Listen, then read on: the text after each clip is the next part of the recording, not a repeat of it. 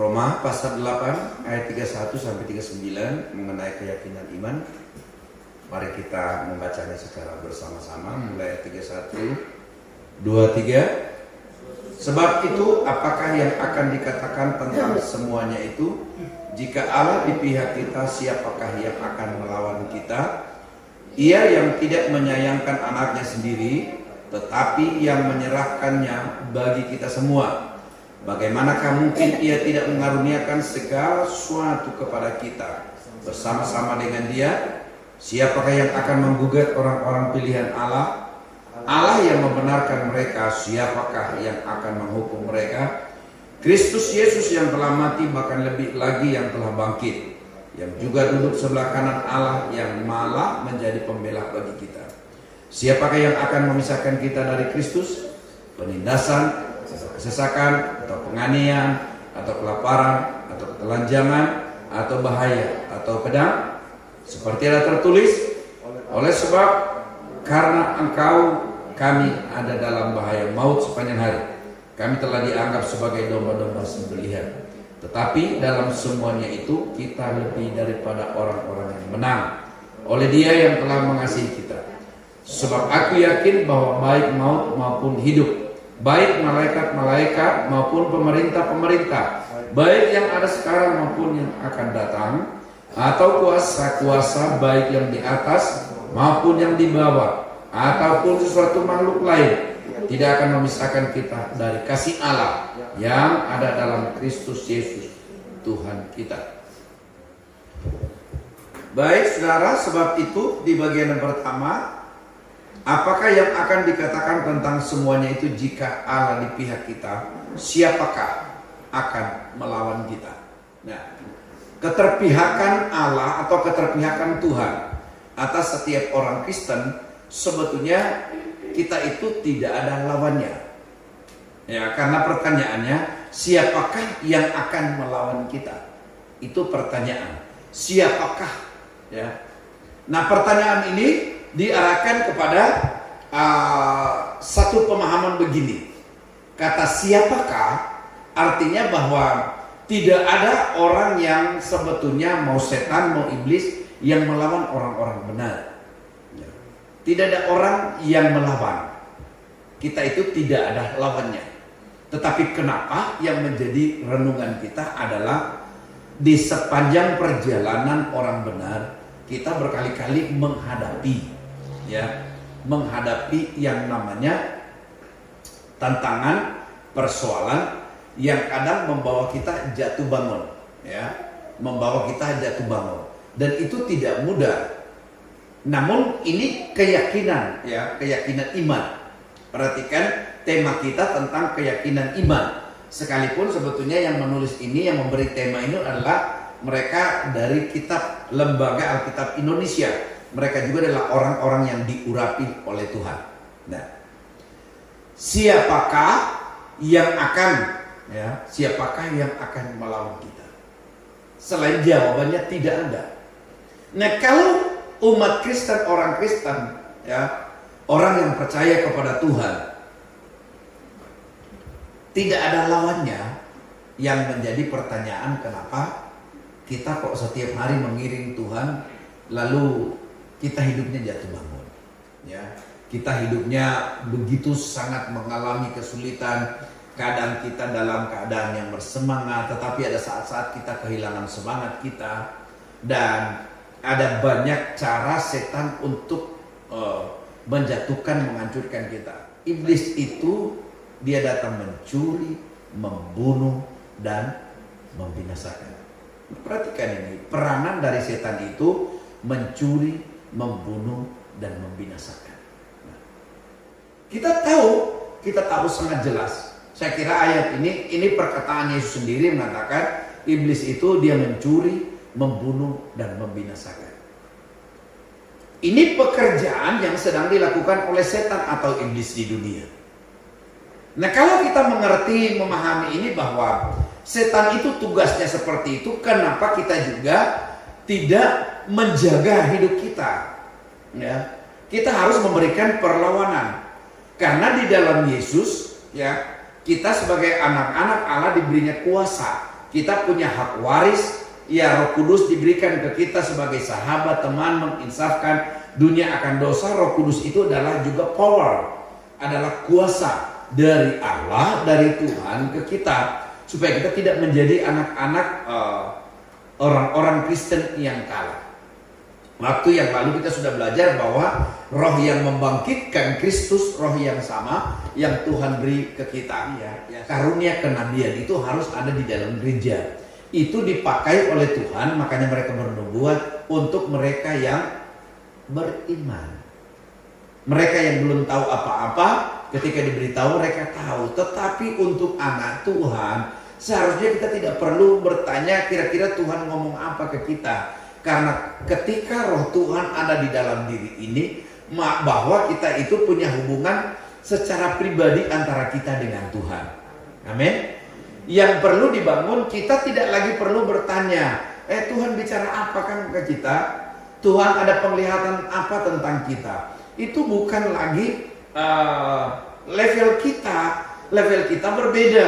Amin. Amin. Ya, level kita sudah berbeda. Kita dalam dimensi yang sudah berubah. Kalau dulu kita belum tahu apa-apa, maka karunia ini berfungsi menolong mereka, ya, menolong mereka. Nah, waktunya kita mendengarkan atau mengalami perjumpaan secara pribadi dengan Tuhan. Amin. Ya, makanya perlu dibangun. Namanya ingin berjumpa secara pribadi, butuh membangun hubungan dengan Tuhan.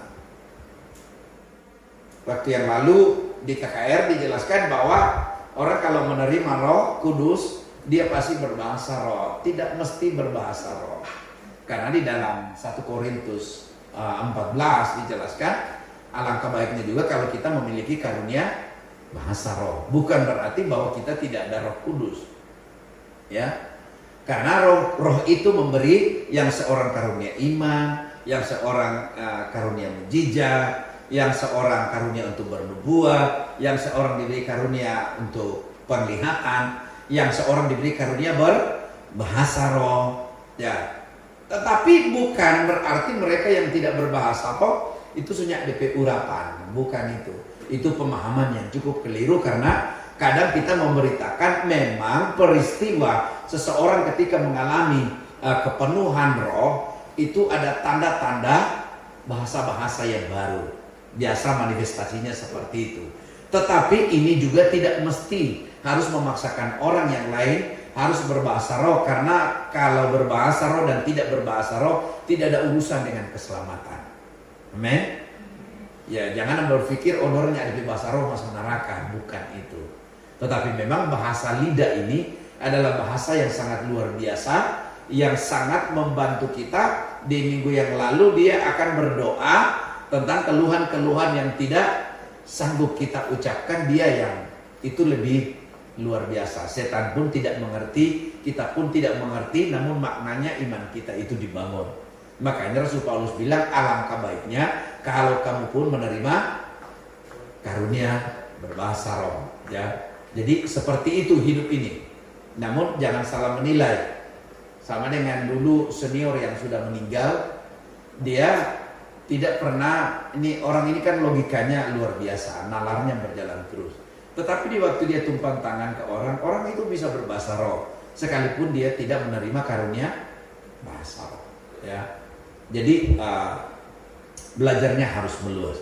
Nah, perhatikan di bagian yang pertama, sebab itu apakah yang akan kita katakan tentang semuanya itu jika Allah di pihak kita, siapakah akan melawan kita? Nah, ketika Tuhan berpihak ke kita, maka kita tidak akan ada lawan, ya. Artinya siapa yang boleh melawan kita? Sebetulnya tidak ada lawannya. Namun iblis setiap waktu mencari kesempatan yang baik, ya, mencari kesempatan yang baik. Kesempatan yang baik itu yaitu di saat kita membuka celah. Di saat kita membuka celah, setan masuk bisa menghancurkan kita. Firman Tuhan berjaga-jaga karena kita tidak tahu kapan waktu itu tiba. Nah, berjaga-jaga ini bukan nanti kiamat, bukan nanti Tuhan semua datang, tetapi hidup berjaga-jaga yang dimaksudkan oleh Tuhan Karena hidup ini ada yang namanya pencuri datang mencuri, membunuh dan membinasakan. Dan setiap waktu itu ada, kata kitab Wahyu, dia menanti sampai mencari kesempatan yang baik. Ada juga roh jahat yang lain dikatakan di dalam kitab Injil Matius bahwa ketika dia diusir keluar dari kita, dia pergi mengembara mencari kesempatan. Kalau dia lihat ada kekosongan di dalam diri anak-anak Tuhan, dia akan datang lagi dan membawa pasukan lebih besar. Nah, jadi jangan sampai hatimu kosong dengan Tuhan. Amin. Ya, coba lihat kiri kanan, katakan jangan sampai. Ya. Jangan sampai kosong. Ya. Usahakan hatimu itu penuh dengan firman Tuhan. Ya. Jadi kalau tidak ada kebenaran di dalam diri ini, berarti iblis itu melihat sesuatu yang kosong di dalam diri kita. Nah, kalau itu kosong, maka setan itu mau datang, itu bukan lagi cuma satu, tetapi mau bawa pasukan. Makanya jangan heran anak-anak Tuhan ketika membuka kesempatan peluang bagi setan memasuki kita, ya, maka itu kita lebih jahat lagi, ya, lebih jahat lagi. Jadi berhati-hati dengan hidup ini. Karena di sekitar kita ada yang namanya pencuri datang mencuri, membunuh dan membinasakan. Dorang itu ada di sekitar kita. Bahkan di dalam gereja dorang itu ada. Kalau di pikiran kita juga tetap memikirkan hal duniawi, itu pun ada. Di gereja GKI di Jakarta itu kalau mau persembahan itu dikawal, saudara. Apalagi semua pengumpulan persembahan ada di pengawal bawa senjata. Karena itu banyak sekali perampok di Jakarta jaga masuk gereja, ya, pencuri. Nah, hati-hati di saat semua terima berkat, orang kan angkat tangan semua, itu tas gendong di samping itu mau amin sudah tidak ada. Jadi pencuri itu mengerti bahwa akhir ibadah itu ada namanya mau terima berkat. So angkat tangan begini, wah mau amin kemarin sudah tidak ada di tas gendong. Itu tuh yang di kiri kanan ada duduk rapi-rapi itu pencuri. Ya. Nah, kira mau pikir di gerejanya ada pencuri, ada pencuri karena setan tidak takut dengan gereja. Amin. Setan hanya takut dengan orang yang ada isinya di dalam. Ada firman Tuhan. Nah, kalau di dalam dirimu ada kebenaran, maka iblis itu takut. Ya, takut. Makanya saya terus berdoa, Tuhan melindungi jemaat. Ya, pekerjaan mereka, makan minum mereka, iman mereka, Tuhan selalu doa saya seperti itu. Berdoa dalam nama Yesus, dijaga, dilindungi. Nah, sekalipun pendeta gembala berdoa mengkafir Bapak Ibu, tetapi saya bilang, kalau kita bilang bahwa motor kok malaikatnya ada padusu, no, mau bikin bagaimana? Kalau kita biasa 60 kok kasih kecepatan 100, ya malaikat bilang nana jo sendiri berjalan. Nah, gitu. Celaka dan mati, ya. Saya memberitahu Tuhan tidak pernah merancangkan kecelakaan. Amin. Kita Yeremia, Tuhan tidak pernah merancangkan kecelakaan. Nah, kenapa celaka dan mati? Lalu kita berkata itu atas seizin Tuhan, tidak pernah mengizinkan. Tetapi kitalah yang mengizinkan maut atau setan yang menghancurkan hidup kita. Ya. Jadi hati-hati dengan hidup ini. Jangan sengaja hidup. Amin. Jangan sengaja tentang hidup ini. So tahu-tahu misalnya orang mau bangun gereja, mau naik ke atas kalau dia punya steleng, dia punya kuda-kuda itu kayu yang sudah lapuk, mau paksa mau naik, pasti patah dan jatuh. Nah, apakah Tuhan tentukan kita mati dengan cara itu? Tidak. Kita yang bodoh, bukan Tuhan. Tuhan yang menaruh hikmat sama kita, ya selalu. Misalnya ada orang bergoreng di balang atau coba dia taruh ikan di saat so panas sekali, itu dia mau pancar toh sampai orang pemuka bisa angus dengan minyak itu. Lalu mau kasih salah setan biar bertengking darah Yesus, tidak mau mempan. Kita yang bodoh. Amin. Kita yang salah. Jadi kalau membuat sesuatu, fokus. Ya, hal-hal yang sepele ini sebetulnya itu perlu diperhatikan. Nah, memang kita perlu berhati-hati dengan hidup ini. Ya, perlu berhati-hati. Kenapa? Karena hal-hal yang sepele ini bukan karena faktor setan punya kerja, tetapi kita yang lalai. Ya, jadi jangan lalai di dalam Tuhan. Karena kita berbicara siapakah sebetulnya lawan kita. Kita ini seng ada lawan, kata orang Ambon. Ya, nyanda ada lawan. Lalu kenapa kita berkali-kali kalah? Karena kita memungkiri kekuatan Allah yang Tuhan beri dalam diri kita. Padahal firman Tuhan yang lalu berkata, roh yang membangkitkan Kristus itu roh yang sama yang Tuhan beri ke kita. Lalu kenapa kita kalah? Karena kita tidak mengizinkan Roh Kudus berkarya, bekerja di dalam diri kita sepenuhnya. Amin. Nah, baik saudara, jadi tentang keyakinan iman kita, kita yakini bahwa roh yang ada pada kita lebih besar daripada roh yang ada dalam dunia ini. Makanya jangan kalah. Amin. Amin. Ya, mari lihat kiri kanan, katakan jangan sampai kalah. Nah, kita perlu membangun iman kita, keyakinan di dalam diri kita bahwa sebetulnya kita itu tidak ada lawan. Jadi kemana kita pergi, ya, ketika imanmu meyakinkan dirimu bahwa engkau adalah anak Tuhan, kenapa? Apa yang kita takutkan? Cuma belajar mengerti meyakinkan iman. Jangan sampai di tengah jalan kurang kaget, susah coba diri di tengah jalan karena yakin Tuhan tidak ada lawan, kau minta tabrak ke auto, tetap mau mati, kayak gitu. Jadi jangan gara-gara dengan hidup ini. Kalaupun kita tidak ada lawan, tetapi jangan sengajakan dirimu ya untuk menghadapi sesuatu yang bukan dalam kapasitas iman kita. Ya. Bagian yang kedua, ia yang tidak menyayangkan anaknya sendiri, tetapi menyerahkannya bagi kita semua, bagaimanakah mungkin ia tidak mengaruniakan segala sesuatu kepada kita bersama-sama dengan dia? Siapakah yang akan menggugat orang-orang pilihan Allah?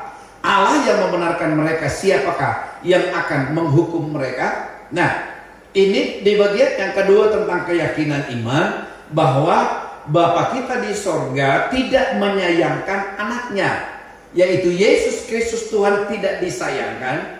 Dia rela mengorbankan anaknya untuk kita. Tujuannya dikatakan supaya ya mengaruniakan segala sesuatu kepada kita bersama-sama dengan dia. Artinya Yesus dikorbankan agar kita mendapatkan bagian bersama-sama dengan Yesus. Karena minggu yang lalu kita belajar dia menjadi yang sulung bagi kita, jadi orang PKK.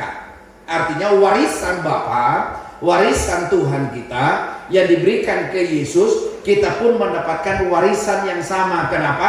Karena ketika kita terima Yesus secara pribadi, predikat kita berubah. Kita menjadi anak. Namun di saat kita jadi anak, kita bukan Yesus, tetapi Yesus menjadi yang sulung, menjadi kakak kita, dan kita menjadi adik-adiknya, ya, menjadi saudaranya. Nah, sehingga kita mendapatkan berkat warisan yang sama, ya, mendapatkan warisan yang sama. Nah, kalau Bapa tidak melakukan yang seperti itu, maka kita tidak mendapatkan apa-apa karena semuanya hanya kepada Yesus. Nah, Yesus rela dikorbankan jadi manusia untuk sementara waktu. Kata Filipi 2, ya, dia direndahkan, mengosongkan dirinya supaya dia mendapatkan bagian di dalam daging secara seperti kita, agar kita juga mendapatkan peluang untuk menerima warisan atau berkat yang sama. Galatia pasal 4 ayat yang ke-6, 7, 8 dan 9, bahwa ketika kita menerima rohnya, kita memanggil dia ya Aba, ya Bapa, ya, karena kita adalah ahli waris sebagai anaknya. Ya, jadi kita punya hak mendapatkan warisan Bapa sebagai anaknya. Nah, kapan itu terjadi? Ketika Yesus dikorbankan oleh Bapa di surga. Yesus dikorbankan, dan Yesus itu untuk sementara jadi sama dengan kita, bahkan lebih rendah, supaya kita ini mendapatkan bagian dalam penyelamatan. Itu Tuhan yang melakukan sendiri, bukan karena kita, ya. Jadi semuanya dalam keberpihakannya Tuhan. Nah, Tuhan itu berpihak ke kita pada waktu kapan? Pada waktu kita terima Yesus secara pribadi, maka Tuhan membenarkan kita dan dia berpihak ke kita, dia memanggil kita, dia memilih kita. maka dia berdiri di pihak kita. Nah, kalau Tuhan sudah memilih kita, membenarkan kita, dia memuliakan kita, dan dia berpihak di kita, siapakah lawan kita? Tidak ada. Karena kenapa? Musuh itu di saat mau datang ke kita, dia melihatnya Yesus Kristus. Karena kenapa? Yesus ada bersama-sama dengan kita. Ya.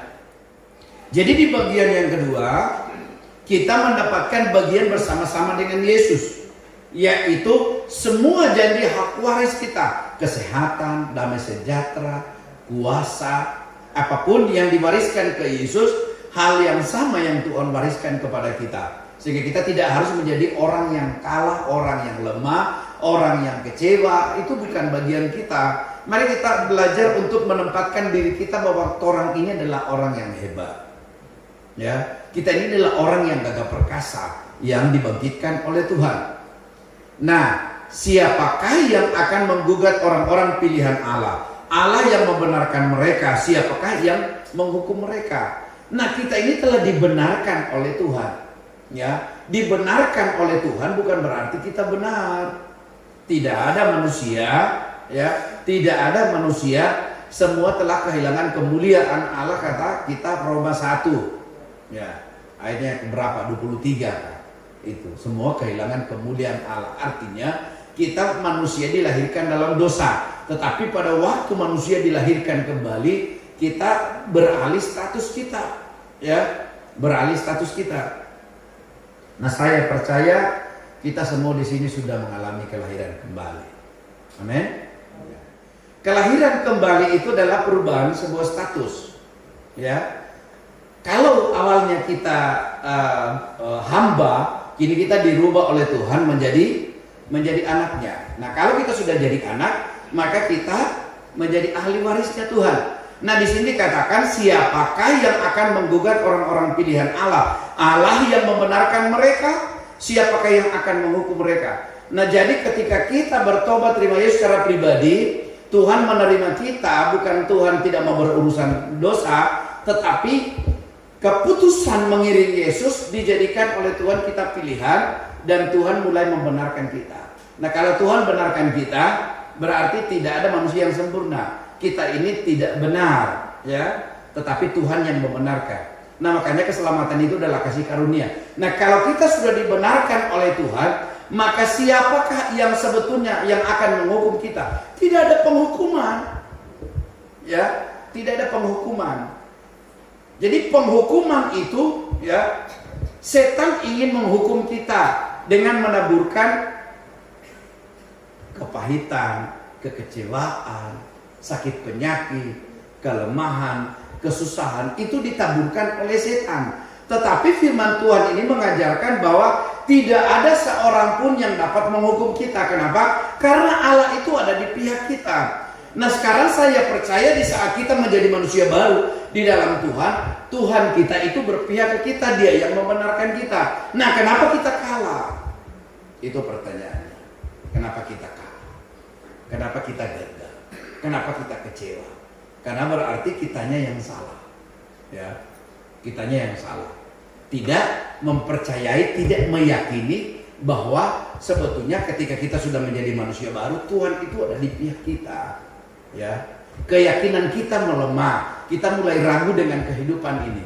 Padahal Tuhan berjanji, Dia yang telah memanggil, memilih, membenarkan kita, Dia juga berpihak di kita.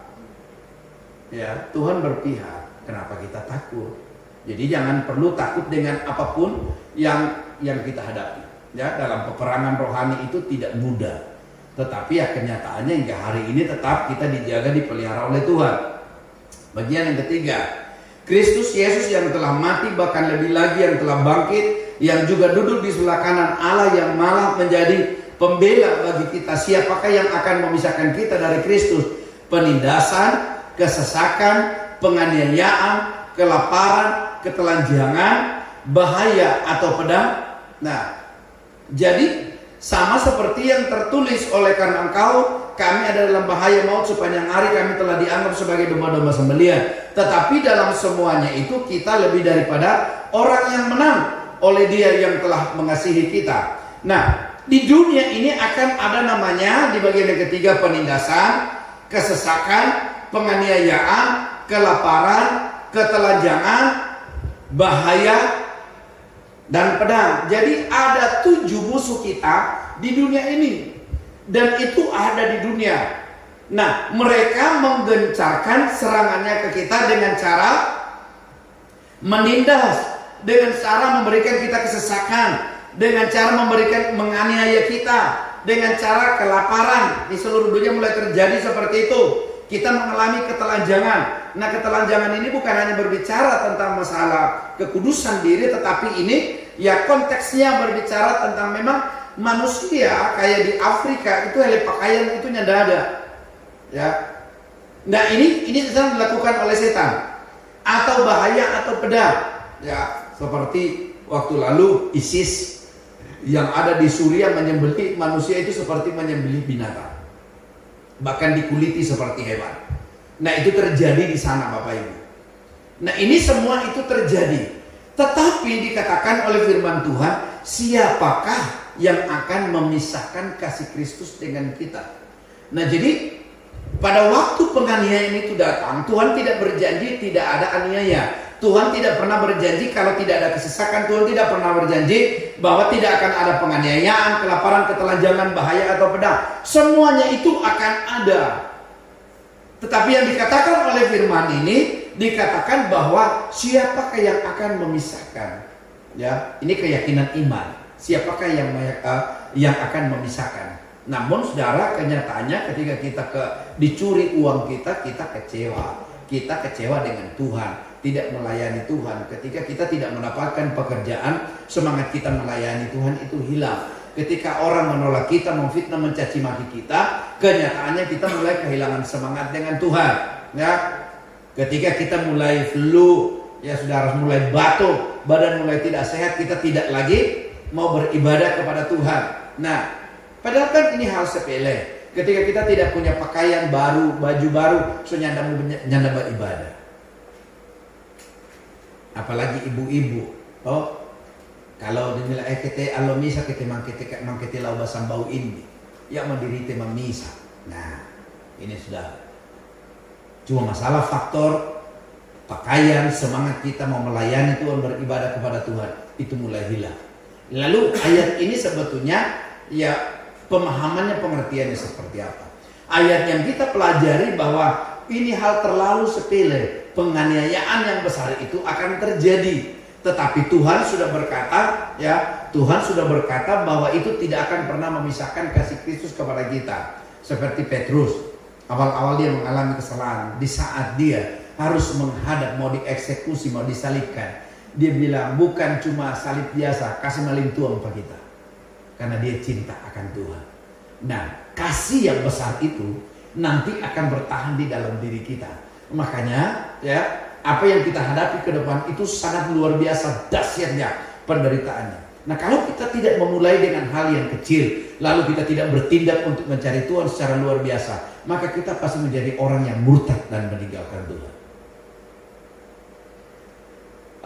Polikarpus itu salah satu muridnya dari Yohanes, ya, Rasul Yohanes yang dibuang ke Patmos karena waktu digoreng dia tidak mati. Letak kupas nyanda. Orang kalau tak kena percikan dari minyak yang panas langsung terkelupas kulit kita. Tapi kali ini digoreng pun ya panasnya luar biasa, seperti membakar berapa 7 kali ganda panas api membakar Obed, Sadrak, Mesak, ya. Dorang Daniel itu mereka tidak terbakar. Karena kenapa? Karena kasih Kristus tidak akan pernah memisahkan. Nah, saya ingin mengajarkan supaya kita mau mengerti bahwa kasih Kristus ini itu akan menjadi kekuatan yang pelindung kita yang tidak pernah terkalahkan oleh apapun. Makanya judulnya keyakinan iman. Jadi yakinkan imanmu bahwa bahaya apapun sebetulnya tidak akan pernah memisahkan hubunganmu dengan Tuhan. Nah, kasih Kristus ini sebetulnya ya jawabannya adalah memberi perlindungan ke kita. Nah, kenapa ada saat-saat seakan-akan kita itu tidak terlindung? Apakah Tuhan tidak mengasihi? Tuhan mengasihi, tetapi saya punya pilihan yang salah. Amin. Amin.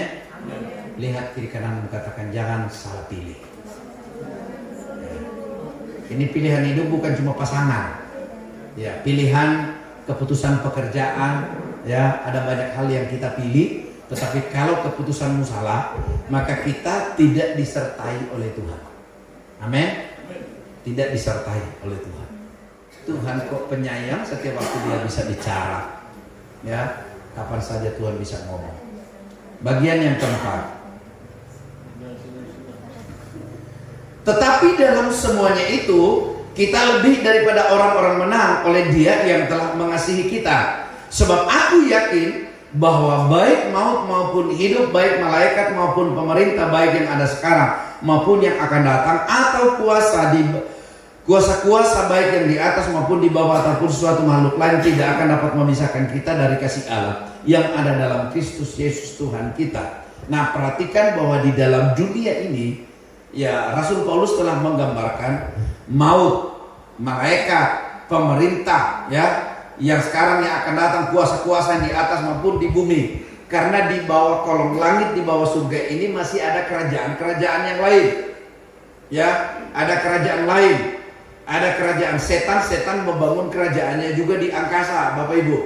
Nah, malaikat-malaikat juga akan ada seperti itu. Jadi di akhir zaman akan ada banyak penyesatan. Ya, orang melihat di awan-awan ada, oh awan gambar Tuhan Yesus, oh Tuhan Yesus menampakkan diri. Tidak akan ada penampakan, Bapak Ibu. Yesus berjanji Dia nanti datang kedua kali. Jadi semua di bilik ini, di bilik itu, di daerah ini, di kota ini, Tuhan Yesus tidak akan pernah menampakkan dirinya. Itu adalah penyesatan. Makanya banyak orang yang disesatkan. Sehingga firman Tuhan mengajar, sebab aku yakin baik maut maupun hidup, baik malaikat-malaikat maupun pemerintah, baik yang sekarang maupun yang akan datang, atau kuasa-kuasa baik yang di atas maupun di bawah, ataupun sesuatu makhluk lain, tidak akan dapat memisahkan kita dari kasih Allah yang ada di dalam Kristus Yesus Tuhan kita. Jadi hubungan kita dari Bapa kita di sorga melalui Kristus itu langsung ke kita, yang diantaranya ini akan membawa kepalsuan. Dia akan membunuh, dia akan menganiaya, dan dia juga akan menyatakan diri sebagai Tuhan.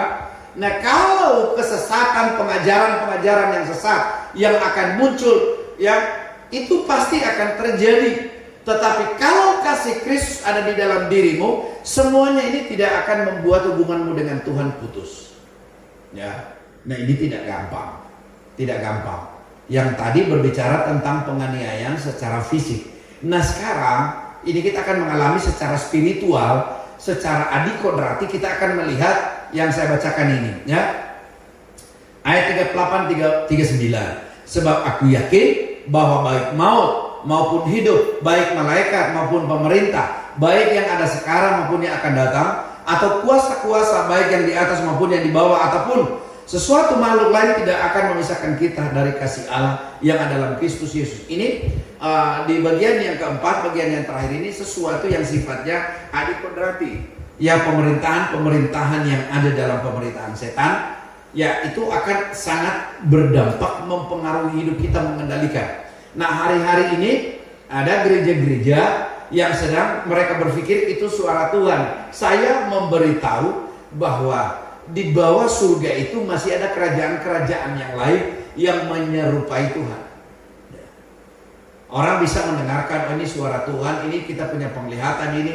Bahkan ada orang yang membangun hubungannya dengan arwah-arwah orang mati, membangun hubungan dengan arwah-arwah para nenek moyang kita yang dulu mereka berpikir bahwa itulah yang benar. Nah, kalau kita belajar tentang firman Tuhan ini, itu pengajaran itu bisa memisahkan hubungan kita dengan Tuhan. Tetapi Rasul Paulus sudah mengingatkan bahwa semuanya itu sebetulnya tidak akan ada haknya untuk memisahkan kita. Tetapi kenapa akan ada penyesatan? Jadi memang tidak mudah. Makanya Roh Kudus suruh saya menjelaskan hal ini supaya kita mengerti. Tidak mudah menjadi orang Kristen. Tantangannya, aniayanya itu banyak. Nah, kalau iman kita tidak kuat, kita jatuh. Kalau iman kita, pengenalan kita akan firman Tuhan, kita akan hancur. Nah, memang Roma 8 ini sangat spesial berbicara tentang daging, tentang kematian, tentang roh, tentang kekuatan iman. Ya, ini adalah dasar yang terkuat dari surat Rasul Paulus tentang dasar gereja. Nah, kalau gereja tidak mengerti hukum-hukum ini, maka kita akan tergeletak dengan dunia ini. Nah, kalau hukum roh kita tidak kuat, ya, cinta kasih kita ke Tuhan. Kita berpikir bahwa ternyata mengikut Tuhan tidak semudah yang kita bayangkan. Karena manusia rata-rata manja, manusia suka instan, manusia suka yang enak-enak. Nah, apa yang akan kita hadapi? Penganiayaan, ketelanjangan, kelaparan, itu semua akan kita hadapi. Nah, kalau dasarmu tidak kuat, saya percaya kita pasti meninggalkan Tuhan. Makanya tema ini meyakinkan bahwa keyakinan iman kita perlu dibangun. Ya, ayat yang terakhir coba kita lihat Yudas. Yudas ya, Yudas cuma satu. Yudas 1 ayat 20. Mari kita baca sama-sama. Ini terakhir. Yudas 1 ayat 20 sebelum Wahyu. 23. Akan tetapi kamu saudara-saudaraku yang terkasih, bangunlah dirimu sendiri di atas dasar imanmu yang paling suci dan berdoalah dalam Roh Kudus. Nah, jadi kita suruh membangun iman kita atas dasar ya iman yang paling suci. Ya karena kenapa?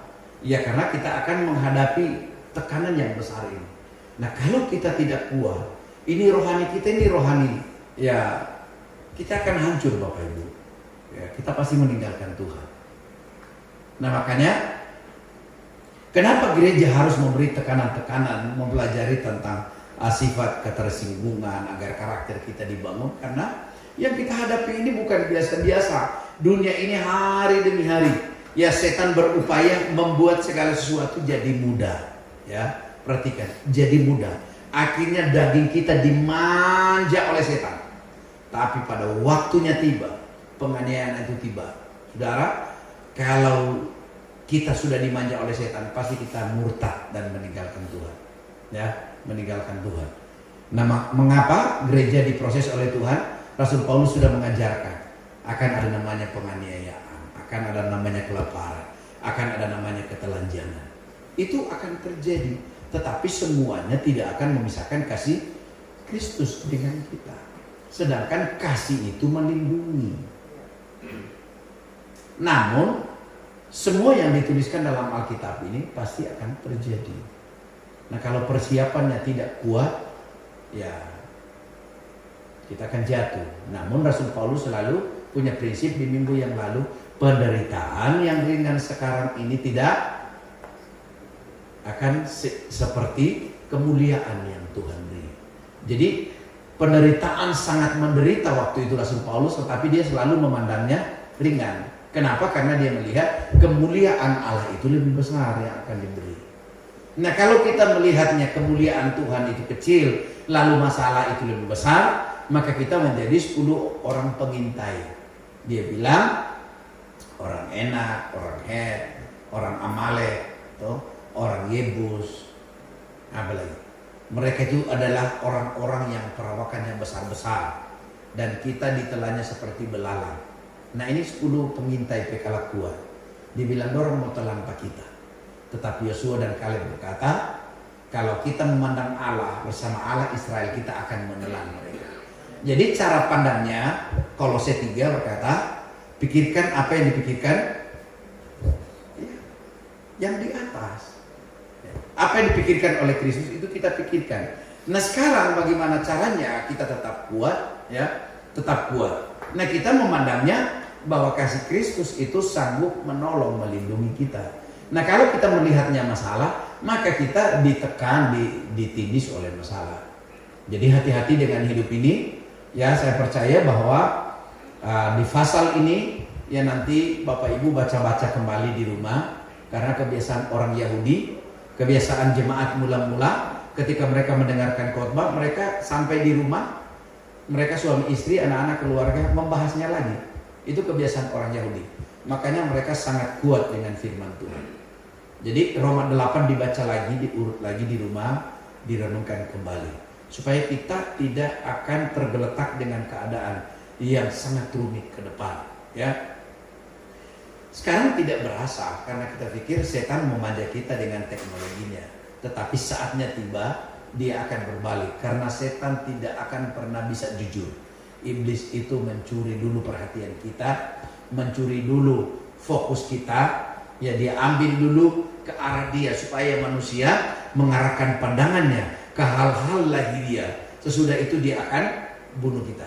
Dan dia tidak mau kita mau mati, ya mati biasa-biasa. Tetap dia mengatakan membinasakan. Artinya mati di dalam dosa. Ya, memang tubuh ini akan mati. Tetapi kalau jiwa kita juga mati, roh kita mati, berarti kita neraka. Ya, jadi hati-hati. Saya kira itu saja apa yang saya bisa bagikan hari ini. Mari kita mau menyembah Tuhan. Ya, yakinkan imanmu bahwa akan apa yang kita hadapi kalau kita tidak dasar yang kuat, maka kita pasti murtad, kita akan meninggalkan Tuhan. Ya, kita akan meninggalkan Tuhan. Hidup ini tidak semudah yang kita pikirkan.